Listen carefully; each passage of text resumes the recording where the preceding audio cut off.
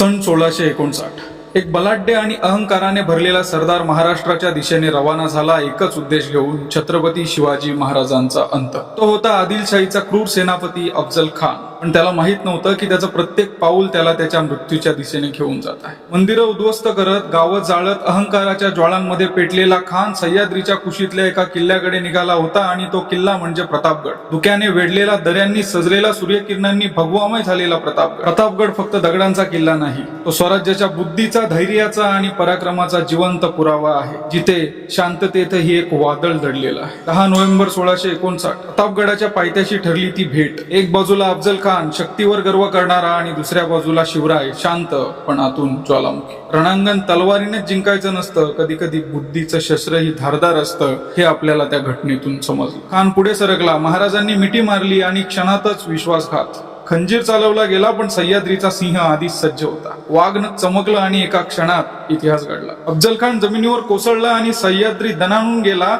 हर हर महादेवच्या गर्जनेने। जिथे अहंकार संपतो, तिथूनच स्वराज्याची सुरुवात होते। त्या एका क्षणाने प्रतापगड अमर झाला आणि शिवरायांचं नाव इतिहासाच्या पानावर कोरलं गेलं। आजही प्रतापगडावर उभं राहिलं की तोच आवाज ऐकू येतो, तलवारींचा, गर्जनेचा आणि पराक्रमाचा। हा किल्ला नाही, ही आहे जिद्दीची शपथ, ही आहे स्वाभिमानाची आग, आणि ही आहे मराठ्यांच्या रक्तात धावणारी कहाणी।